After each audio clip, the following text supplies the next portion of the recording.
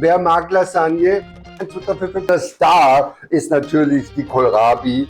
Nicht nur Low Carb at its best, it's Low Carb at its cheapest. Kochen macht so viel Spaß wegen den Düften, wegen den Sensationen. Oh, das wird eine wunderbare Bindung. Oh, ich bin so glücklich. Ich bin glücklich. Wird probiert. Alle Pasta hat 1000% mehr Kohlenhydrate.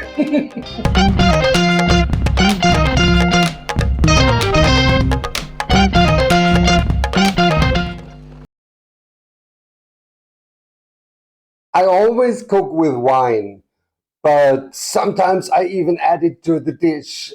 Hello, this is Dr. Slim. Schön, dass ihr wieder hier seid.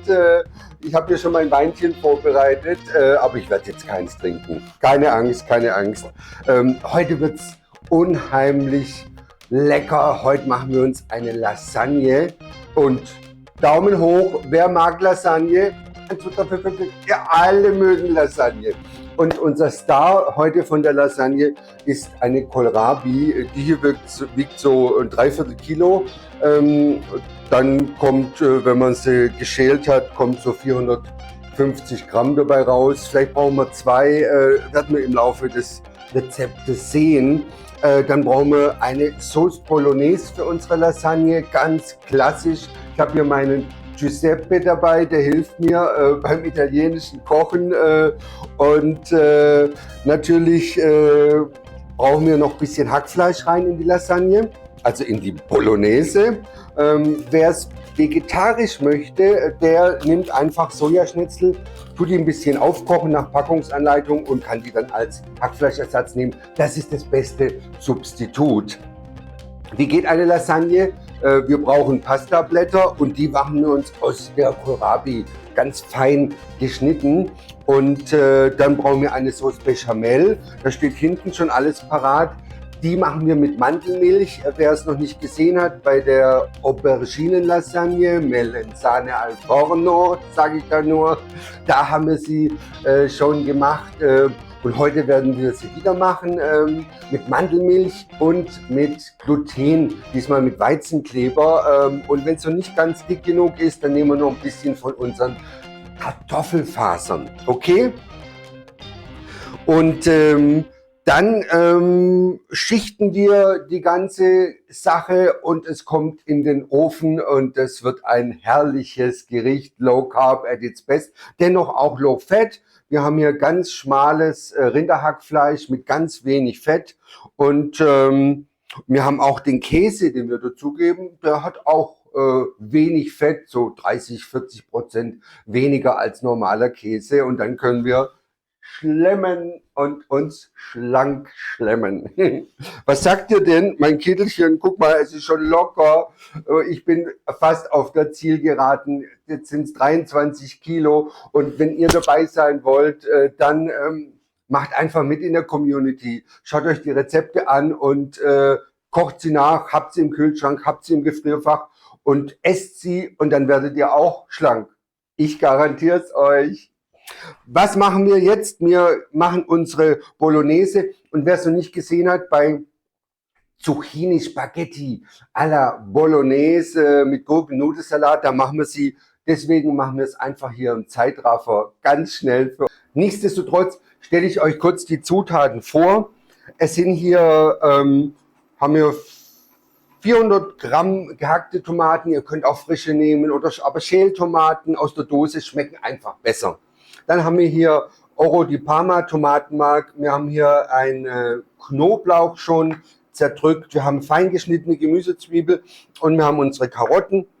Brauchen wir ein bisschen Olivenöl, Pepe und hier unsere Oregano-Blüten. Ihr könnt auch normalen frischen Oregano nehmen natürlich. Und hier für den kleinen Special Touch etwas Zimt und natürlich eine Prise Salz. Und los geht's! Time switch on!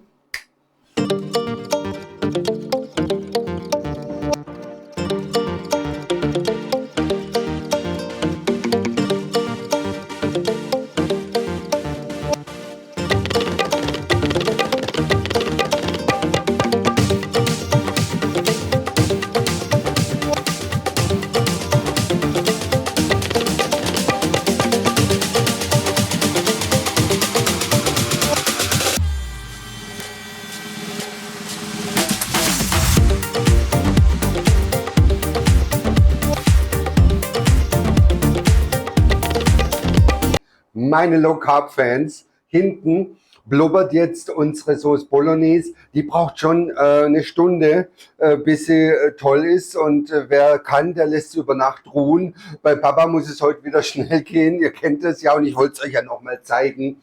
Deswegen mache ich das hier live à la Minute, wie ich so gern sage.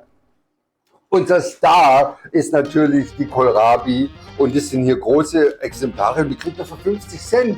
Also it's nicht nur Low Carb at its best, it's Low Carb at its cheapest. So, ich zeige euch mal die Kohlrabi, da gibt es einen kleinen Trick. Und zwar, die hat zwei Seiten. So wächst sie hier aus dem Boden raus. Und der untere Teil ist ziemlich hart und oben ist sie butterzart. Deswegen müssen wir unten einfach ein bisschen mehr abschneiden. Seid da großzügig. Denn da ist sie holzig, vor allem wenn sie so groß ist. Und oben können wir nur so ein kleines Stückchen wegschneiden. Schaut mal. Und dann fahren wir hier einfach so entlang.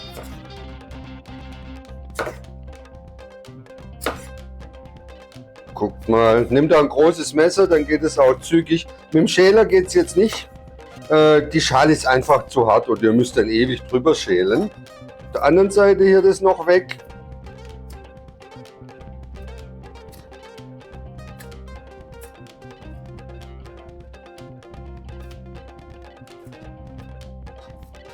So, und dann haben wir unsere perfekte Kohlrabi. Haben wir jetzt hier zwei. Ich glaube, es wird ein bisschen zu viel, aber dann mache ich einfach noch ganz à la Minute, ganz out of heaven, ein Kohlrabi Gratin. Warum nicht? Hat viel weniger Kohlenhydrate als Kartoffeln und in der Konsistenz ist es ähnlich, ein bisschen härter. Deswegen müssen wir es auch hier kochen davor, bevor wir es als Lasagne-Scheiben praktisch nehmen. Ich zeige euch das en Detail. Wir salzen unser Wasser. Können wir schon großzügig machen. Und bitte immer bei Gemüse auch Zucker. Und hier ist ja meine Erythrit-Stevia-Mischung. Und zwar, also Alteingesessene wissen das, auf 1 Kilo Erythrit kommen 5 Gramm Stevia-Extrakt. Und dann haben wir unsere perfekte Zuckerlösung. Und die ist auch noch viel günstiger, als wenn wir so kaufen. Da gibt es auch eine gute Prise rein. Denn da wo Salz, da auch Süße. Und das gibt einfach dieses Umami-Flavor, das wir doch so lieben. Dann haben wir hier einen Hobel, den brauchen wir unbedingt. Und wir stellen uns so auf fast fein ein. Gucken wir mal, ob das Ding hier drauf passt. Nee, dann machen wir uns einfach mal ein bisschen kleiner. So. Und wir fahren da einfach entlang.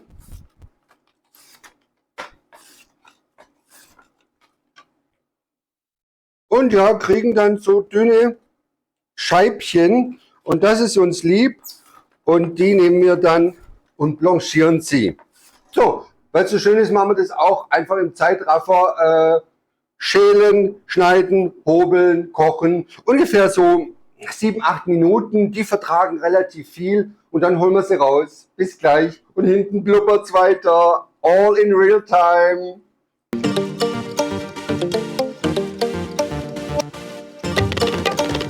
Unsere Kohlrabi können schon raus. Die waren 10 Minuten im kochenden, köchelnden Wasser. Ich tue sie mir hier auf so ein bisschen ein Handtuch und nehme sie einfach mit so einem Siebchen raus. Guckt mal.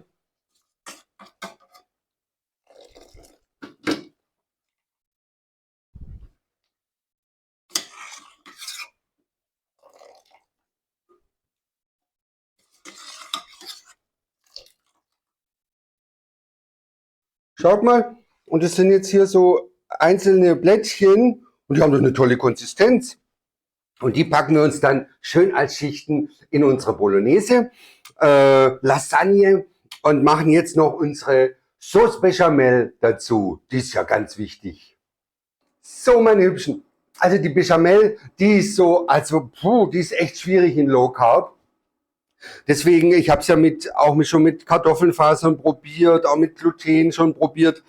Jetzt sind wir so ein bisschen wieder zurück in der traditionellen Schiene. Also wie geht die? Ich gebe hier 60 Gramm geschmolzene Butter rein und dann, pardon me, but Wir brauchen ein bisschen Mehl. Jetzt habe ich mal 30 Gramm Mehl. Das tun wir auch noch hier rein. Das sind nur 30 Kohlenhydrate und das umgerechnet auf die ganze Lasagne ist echt wenig. Aber für die Bindung brauchen wir etwas. Oder auch Johannisbrotkernmehl würde gehen. Habe ich aber gerade leider nicht im Sortiment. Und dann geben wir auch noch 30 Gramm von diesen Kartoffelfasern hier dazu, um so eine schöne Bindung zu erzielen.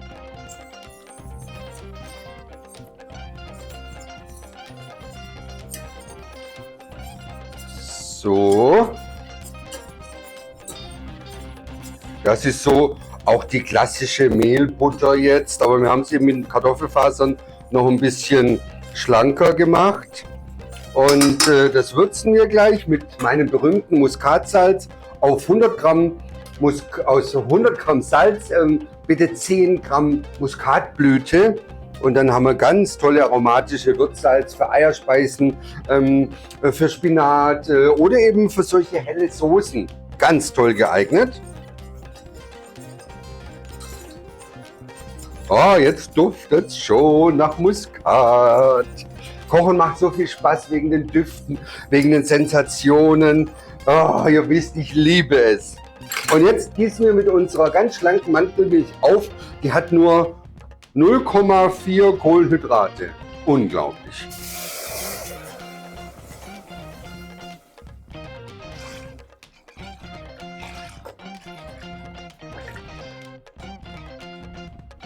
So, das verrühren wir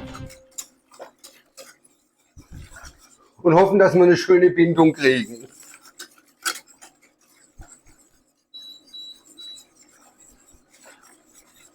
Und wir runden das Ganze dann mit ungefähr 100 Gramm Parmesankäse ab, nachdem es schön aufgekocht hat. Kinder, mit der neuen Methode wird's was. Also 30 Gramm Mehl und 30 Gramm Kartoffelfasern und dann noch das Parmesankäschen rein. Oh, das wird eine wunderbare Bindung. Oh, ich bin so glücklich. Ich bin glücklich. Also rein damit mit dem Käse. Der gibt ja auch noch Bindung.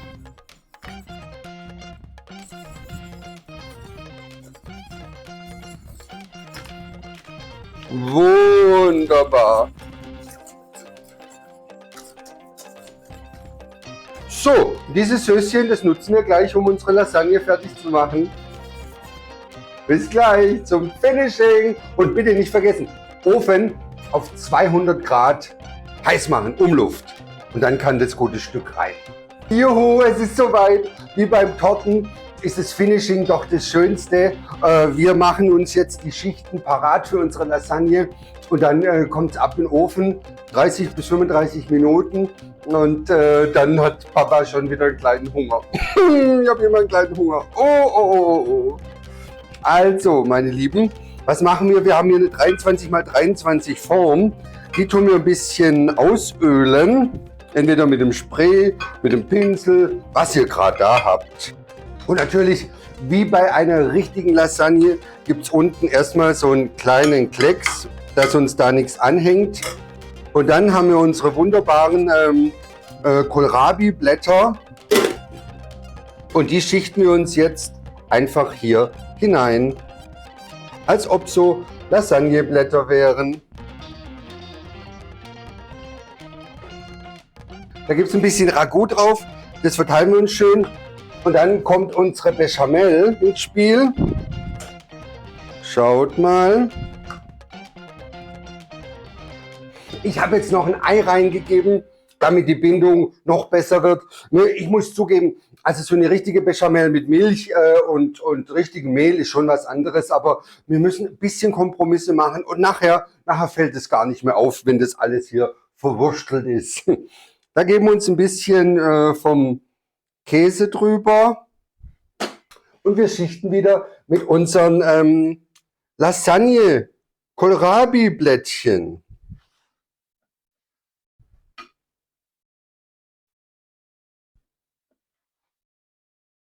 Und weil es so schön ist, Zeitraffer an!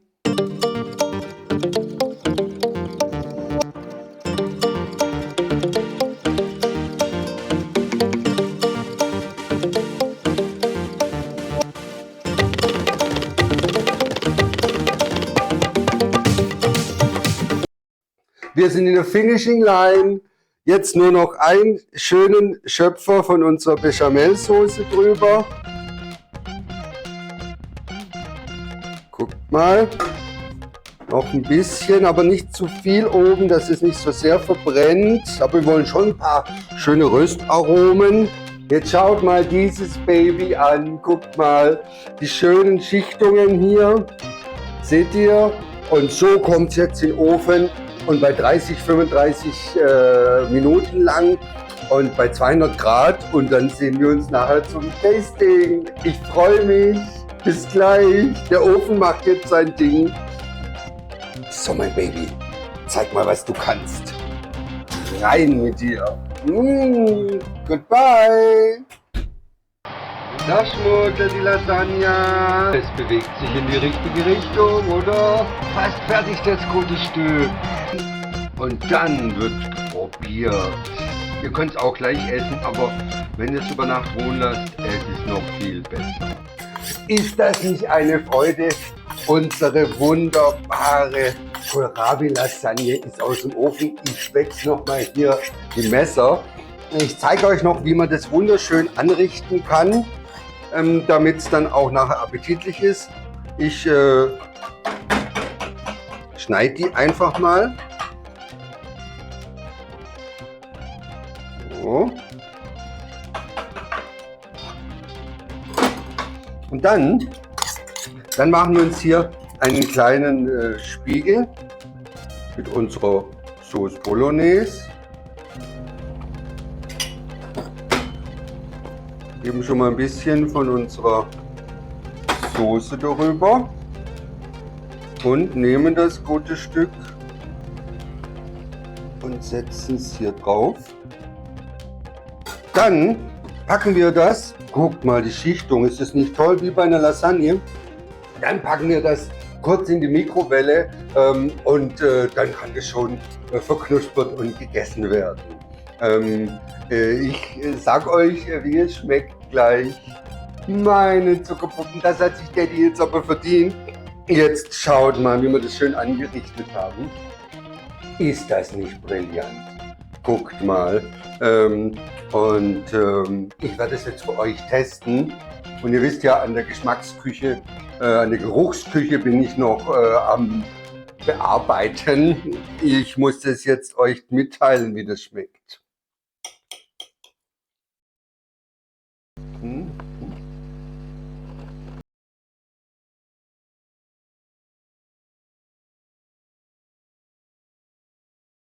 Wie Lasagne. Vielleicht ein bisschen feuchter, die Blätter, aber, also nichts, aber. Oh la la.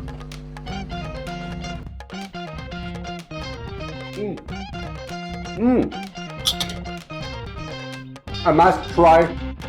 Please. Schaut es euch an. Schaut es euch an. Lasagne allerbest. Und das Ganze hat nur, also die Kohlrabi-Blätter haben 3 Kohlenhydrate. Normale Pasta hat 30 bis 40 Kohlenhydrate pro 100 Gramm. Das heißt, normale Pasta hat 1000% mehr Kohlenhydrate. Wahnsinn!